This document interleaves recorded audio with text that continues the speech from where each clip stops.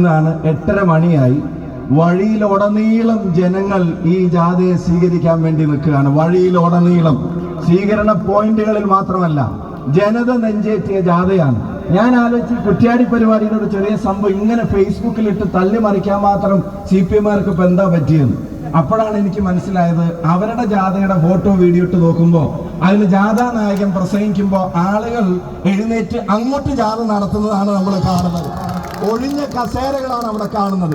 ഇവിടെ ഒരു ഇഞ്ച് സ്ഥലമില്ലാതെ ജനങ്ങൾ പ്രതിപക്ഷ നേതാവ് നയിക്കുന്ന ഈ പുതുയുഗ യാത്രക്ക് എത്തിച്ചേരുന്നുണ്ടെങ്കിൽ അതിന്റെ അർത്ഥം മറ്റൊന്നുമല്ല, കേരളത്തിന് പുതുയുഗം സാധ്യമാണ്.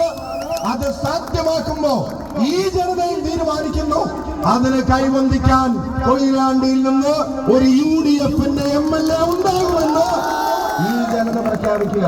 DC പ്രസിഡന്റ് ചേമഞ്ചേരി പിടിച്ചോ, ചെങ്ങോട്ടുകാവ് പിടിച്ചോ, പ്രസിഡന്റ് പിടിച്ചോ, തിക്കോടി പിടിച്ചോ, പ്രസിഡന്റ് പിടിച്ചോ. മൂടാടിയും പിടിച്ചതാ, അത് മറ്റേ ഏർപ്പാട് കൊണ്ടാണ് ഇതിനെ കണ്ടെത്തണം. അതും നമുക്ക് പറഞ്ഞിട്ട് വരുമ്പോൾ ശരിയാക്കാം. പയ്യോളി മുനിസിപ്പാലിറ്റി പിടിച്ചോ, അതും നിലനിർത്തി.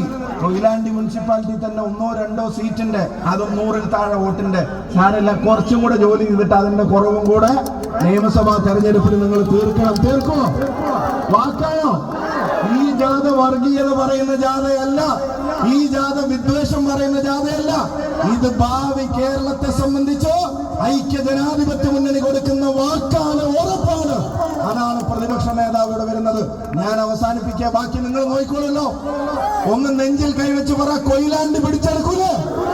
ഉറപ്പല്ലേ? നിങ്ങൾക്ക് എല്ലാവർക്കും അഭിവാദ്യങ്ങൾ. നന്ദി, നമസ്കാരം. ജയ് ഹിന്ദ്, ജയ് UDF.